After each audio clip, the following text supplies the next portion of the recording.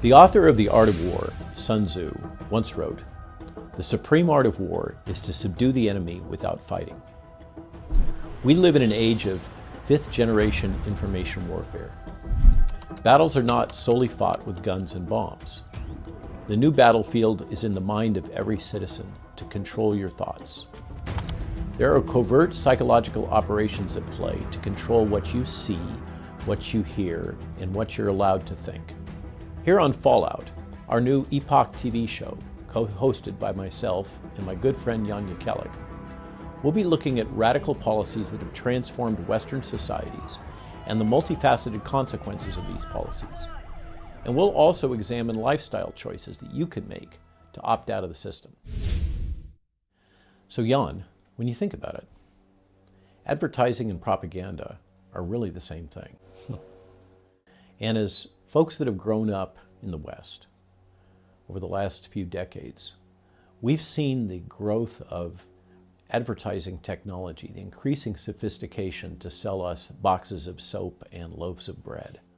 But as it's been deployed and evolved, we've all learned to see it and see through it. So we become more immune to the tech. We need to learn to do the same thing with fifth generation warfare. Well, so I got to ask, how do you define fifth generation warfare? Neither of us are experts in fifth generation warfare. We've both been subjected to it for years now. And we've kind of had a learn on the job experience as we've been on the receiving end of it. And it's really a phrase that's used to describe the most modern, highly developed aspect of the gradient of warfare that starts with sticks and stones, goes through battle lines and tank warfare, to asymmetric warfare where you have a non-state actor essentially being a guerrilla force against a state. And now in the modern embodiment, where fifth generation warfare is this world in which propaganda and psychological operations, the deployment of psychological technology on people to convince them of a narrative, has become increasingly the mainstay of modern warfare. You know, and the thing that I find most disturbing about all of this is that it's actually, people just have decided that it's a moral thing to do this in the first place. We're now in a world in which governments are justifying the active use of this technology against their own citizens. This is tech that was developed for offshore combat, but now is being deployed against the citizenry. And often, of course, these people try to redirect blame for what's going on to other parties. This gets to this point of, it's another key characteristic of fifth generation warfare.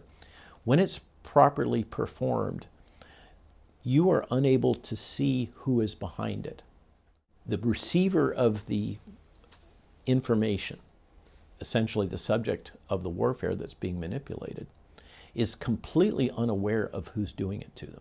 You know, I've been saying that I think this is truly one of the defining issues of our times. And as many viewers of American Thought Leaders know, I've been talking a lot about this, the ability of this structure now to manufacture the perception of consensus, and how powerful that is actually for affecting people's behavior and actually believing what is true and what isn't.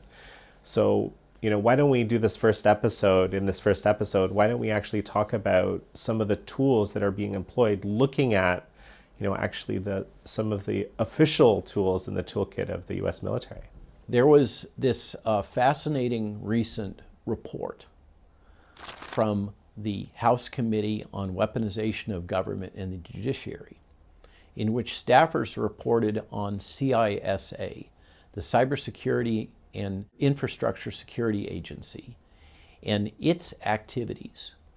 And what they documented is that during the COVID crisis, and even before and since, with agendas like climate change, the government has deployed the same exact technologies that they have been claiming other individual or state actors have been deploying against the U.S. government to manipulate information. What CISA has done on their website, cisa.gov, is to lay out a series of examples of how information warfare or mis and dis and malinformation are used by third parties to craft and manipulate what people are thinking and feeling. And what I found fascinating when I read this is that, to my eye, these things that CSIA is listing are actually what are being used against us by the government, and not just the US government, but virtually all of the Five Eyes governments, the UK, Canada, US, New Zealand, and Australia. These same techniques are being actively deployed against citizens.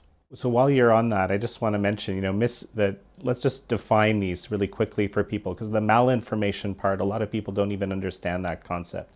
The idea that information that's actually true, that goes against the correct prescribed narratives that the government is putting out. That's just a bizarre term to me. Yeah, it's totally Orwellian. Mm-hmm. So misinformation is information which is inconsistent with the approved narrative from the United States or some designated third party like World Health Organization.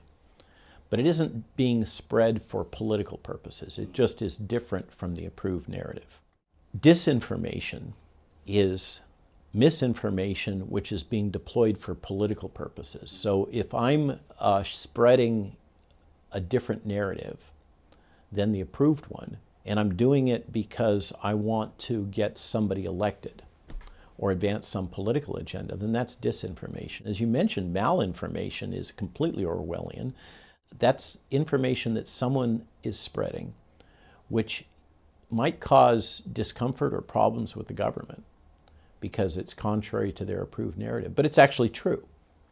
So the first two are untrue information according to the government.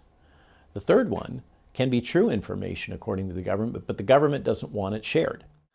So one example of this technology that CISA lists are people who cultivate fake or misleading personas and websites. So we see this all the time. We call them bots and trolls, bot armies, etc. And we can see intentionally fake information being placed on websites. This is one of the reasons why Russia Times is often suspect. And I think there's a number of the kind of activity associated with the CCP. Well, so there's, of course, a lot of people are familiar with the concept of the 50-cent army. So we have tens of thousands of people who are paid a little tiny amount per post pushing government narratives, basically, or CCP narratives. Yeah, and in the UK we have the 77th Brigade, which is loosely affiliated with their military and is paid. So you have common people sitting in their apartment getting their ration from the government to post stuff on the internet that serves government interests in the UK. And this is really true. It's been documented that we've had this kind of activity happening with most of these governments now.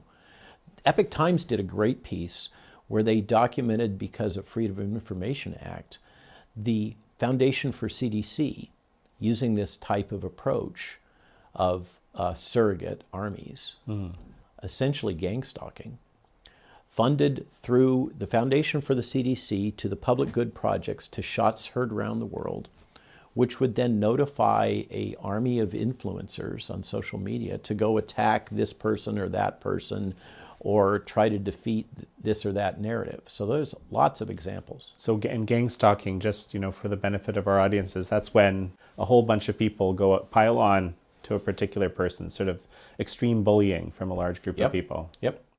There's another one now, synthetic media, that's come to fore. And that's particularly intriguing, and I think we're going to see a lot of it in this next election cycle. Here we are in 2024 now, where this artificial intelligence technology, and there's old school deep fakes and synthetic media also, where people just use Adobe Photoshop and edit things on past tweets, etc. I've experienced this, where people create synthetic tweets and then circulate it out as an effort to delegitimize me. And just for the record, synthetic media, I've only heard that term fairly recently, right? But it's basically something that really looks like, for example, an official Epoch Times post that someone screenshotted, but it's been modified to tell a false story, right? But it has that feeling of credibility. So the first time I encountered a deep fake was an advertising campaign that a company in the UK performed, in which they cloned my voice, and then they edited a video that I had cut with Great Britain News, so that it was modifying the movement of my lips to comport with their false narrative that they put using my voice, in which I was advertising for a medical device that I'd never even heard of before. And that was still fairly crude. You could see through it. But my understanding is that technology is now developed to the point where you can have people, well, here's an example. I know of a rapper who is getting great traction creating rap songs for Donald Trump, in which Donald Trump is singing the song. He's doing the rapping, and it's entirely fake and synthetic through use of artificial intelligence. This is just the very front edge of what's coming at us. Well, just with one caveat, like he's not pretending that's actually Donald Trump doing the singing, right? Whereas here with these deep fakes, I mean, these things can have a profound impact on us, right? Yeah. So when you see someone saying something, even if you know, you get this cognitive dissonance, someone will tell you, this is a deep fake, this isn't real, but hey, I just saw that person say it. Yeah, it's really powerful, and it gets straight into your brain. Another example involves the development and amplification of conspiracy theories. This gets really twisted. The weaponization of conspiracy theories in order to divide communities and delegitimize bona fide, typically resistant movements. Mm-hmm. So you may have a resistance movement that is focused on this, that, or the other thing that the government happens to be doing at this point in time, or whatever the agenda is, or globalism, or climate change, or whatever. And within that, actors can come in and either create synthetically or promote conspiracy theories within that area. Then often they'll gather followers because it's confirming the conspiracy beliefs that that general community may have, and drive them towards a position that is absolutely not credible. So, you know, this conspiracy theory term has been getting so much traction to the point where it's even unclear. Like people say, you know, yesterday's conspiracy theory is today's conspiracy fact, right? Like sort of almost all of them. What's the time log on conspiracy theories being validated? Right. So conspiracy theory is, I mean, that itself is a kind of Orwellian term, because there's plenty of conspiracies, but the implication is that every conspiracy is somehow, you know, tainted with misinformation, right? The injecting of that term into the national dialogue was actually promoted by the CIA after the Kennedy assassination. So before then, you don't see that term used in common discourse or in journalism. But it was intentionally inserted as part of this Operation Mockingbird activity that happened, that the CIA has been involved in for since mid-century, since its founding. And let me just jump in on Operation Mockingbird, because that might, you know, a lot of people might be familiar, but, you know, this is, you know, Operation Mockingbird was disclosed, I think, in the church report. Basically, it's CIA operatives are working in the media. In some cases, the media owners or actually know that that they're agents. In other cases, they don't. There's a famous quote that was used in this context, that it's cheaper to buy a journalist than it is to buy a prostitute. They employed a huge range of mainstream journalists. By the way, they also employed a lot of academics, but that was kind of downplayed in the church report. So there's this long-standing integration of the CIA into reporting in corporate media that, as I said, it goes back to mid-century. It goes back to the founding of the CIA, and it still continues to this day. People think that it was stopped after the Church Commission, but that's not actually what, I think it was Colby that was the director at the time, and then Bush. They didn't actually prohibit it. What they did is they said, well, we're no longer going to support basically the main journalists. And they had this, Bernstein documented over 200 mainstream journalists working for the New York Times, et cetera, that were masthead people. We're no longer going to do that, but we will continue to support I think the slang is the stringers, people that write the articles that then get placed. They don't always have their name at the masthead, et cetera. So the CIA has absolutely continued this activity. And now it's not just the CIA, but it's FBI, it's the entire, you really have to think about the intelligence ecosystem in the United States. It's not just one agency. Well, and there's another sort of confounding element here, right? Because, for example, looking back to the Obama administration, right? Manufacturing the perceived consensus around the Iran deal. That Absolutely. was, so Ben Rhodes actually disclosed in great detail how he did that. But the journalists were willing participants, ostensibly, right? And sort of because they were ideologically on board. And this has been a theme, I think, for multiple events, including Russiagate and so forth, since that time.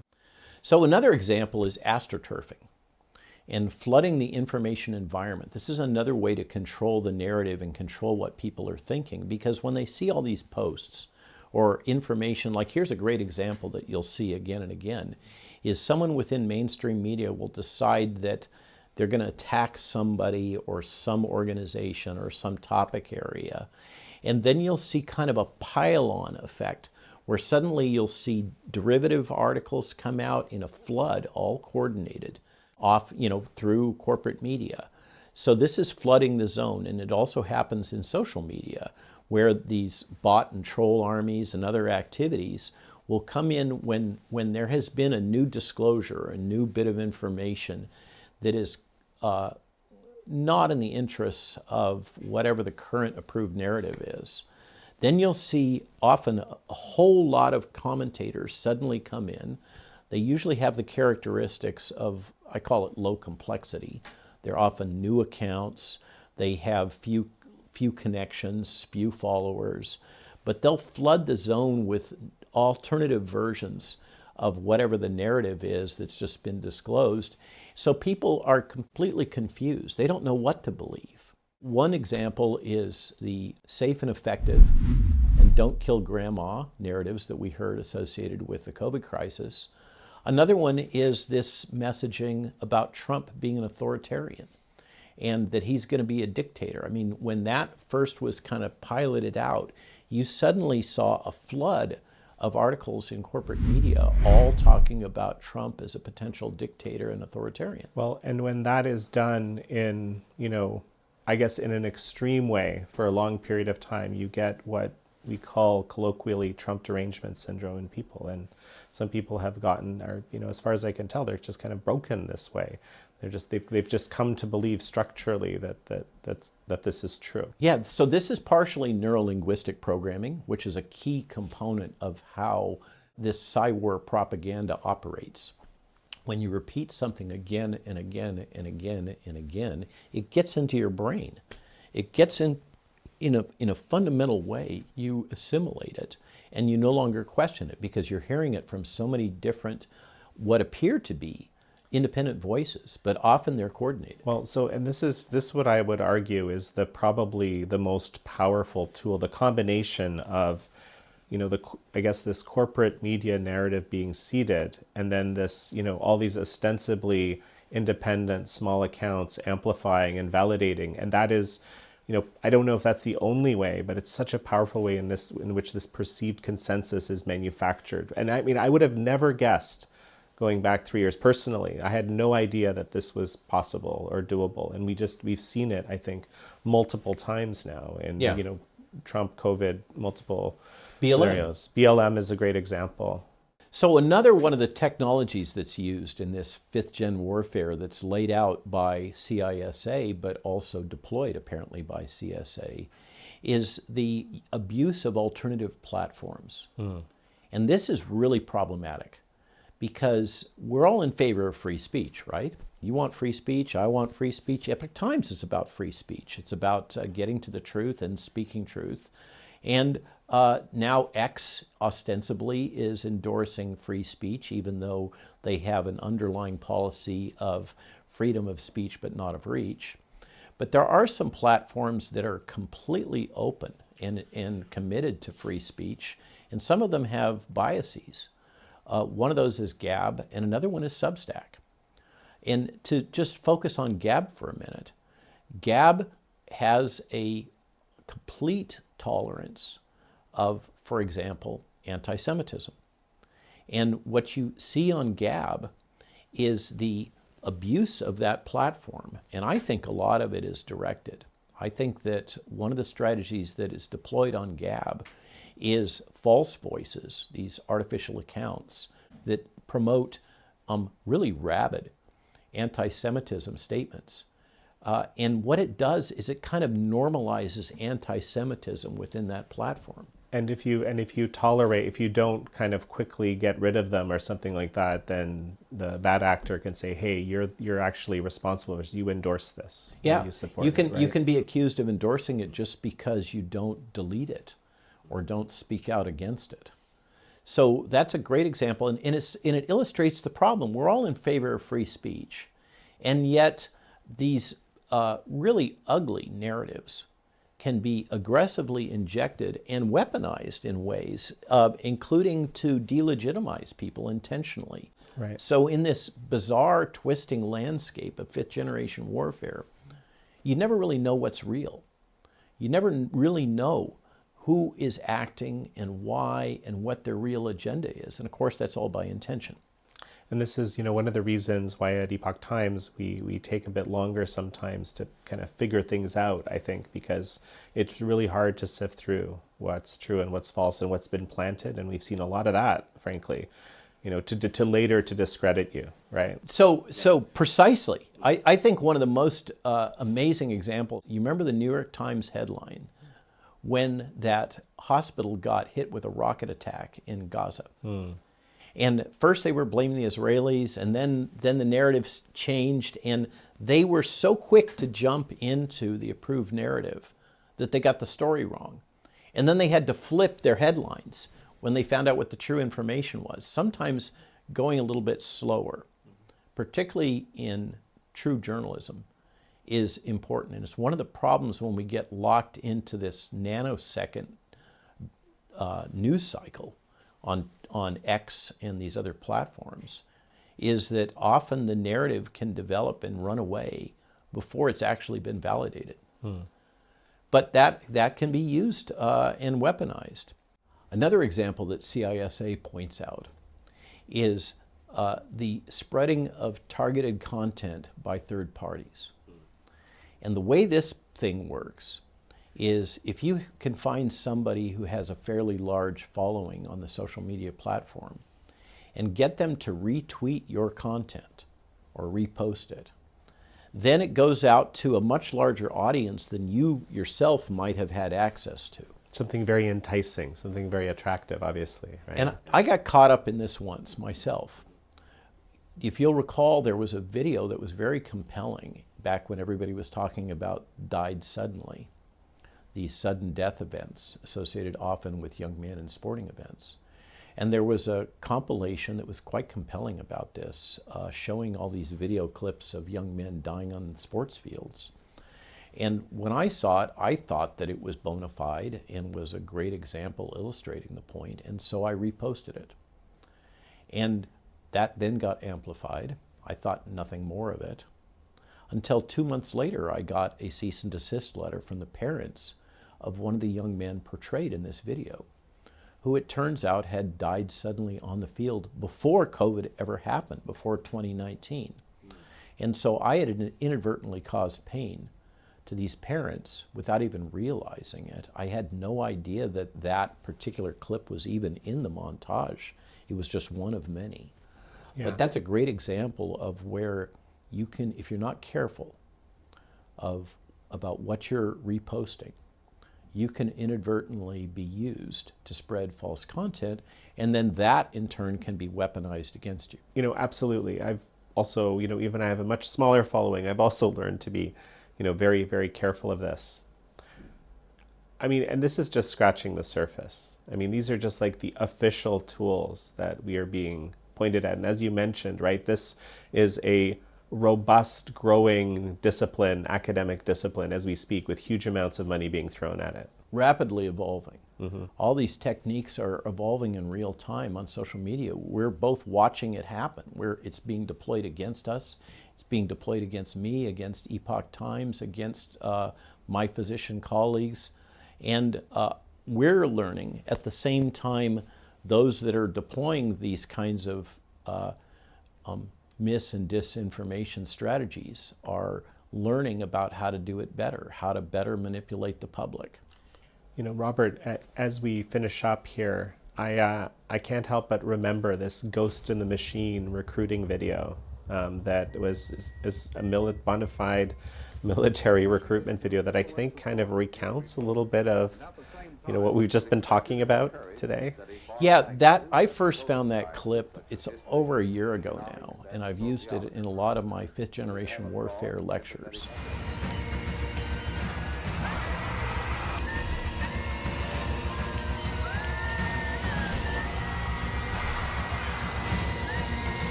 It really shocks people when they watch it because often they're not aware that it's a recruiting video. This is coming from the Fort Bragg Ghost Army group, which is the main information warfare group within the formal U.S. Army. And then there are a whole bunch of them in Army Reserve spread across the United States. This is a group that was overseen by the current Secretary of Defense, Lloyd Austin, when he was a Lieutenant General, and which put out the current official U.S. military PSYWAR manual, which was signed off by now Secretary of Defense, back when he was in command of that base, and which authorizes the military to deploy this PSYWAR technology on American citizens in the event of a national emergency, which is clearly what we've experienced over the last 3 years. And what we've seen, because of FOIAs and journalistic work, etc., is that the militaries of certainly the Great Britain, the United States, Canada, and it appears also New Zealand and Australia, have likewise deployed their own PSYWAR or fifth generation warfare technologies against their own citizens. So this video I love. It shocks people when they watch it. They have no idea of what they're walking into. And it's trying to recruit young members into the military to join this particular operation, which again, the Secretary of Defense in recent statements has said this is the future of warfare.